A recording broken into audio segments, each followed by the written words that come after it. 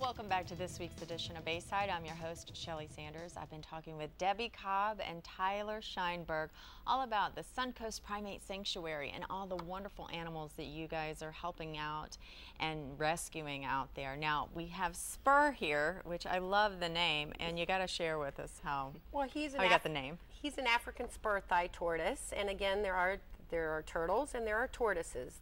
Tortoises are on land.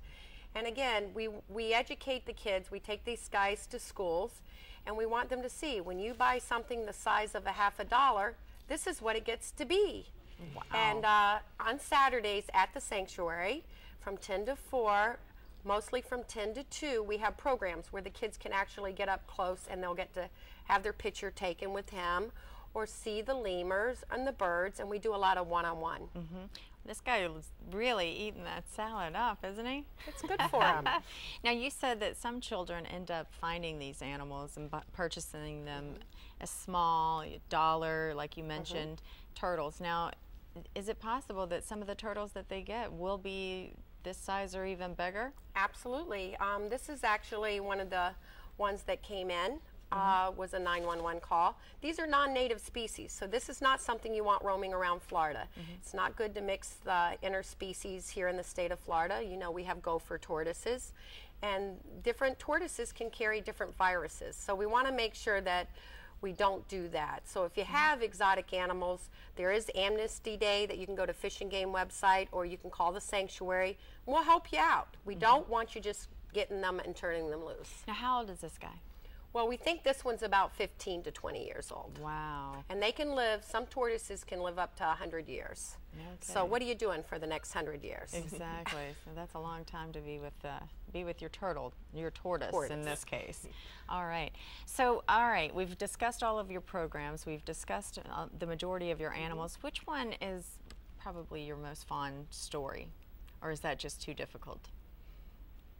Oh. Yes, you got so many, right? Well, I think the hardest thing for me is when the students come in, like Tyler, and the first time that you watch them go through an emergency with an animal, and they're fighting for the animal's life to hold the animal's head up and make sure that it lives, and then you're able to present that animal to a school and to educate people why that one life was important. And that's what stimulated this whole medical magnet building for the exotics, domestic and wildlife. One animal impacted me when I was 8 years old, and that's Otto the gorilla, and I got to be with him all my life. I knew him longer than any human being on the face of the earth. And the students will tell you, an animal will teach you more than any human will ever teach you. Wow. On that note, such a special statement in and of itself. We'll take a short break and come back and wrap up this week's edition of Bayside.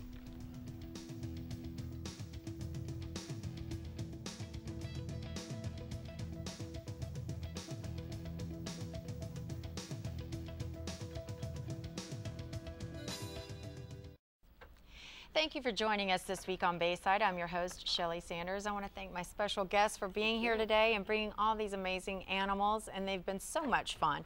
You at home can help them out by voting at the Pepsi Grant website, and that is refresheverything.com/Suncoast Primate, or log on to their website and see how you can volunteer or donate an item for their wish list. That's suncoastprimate.org.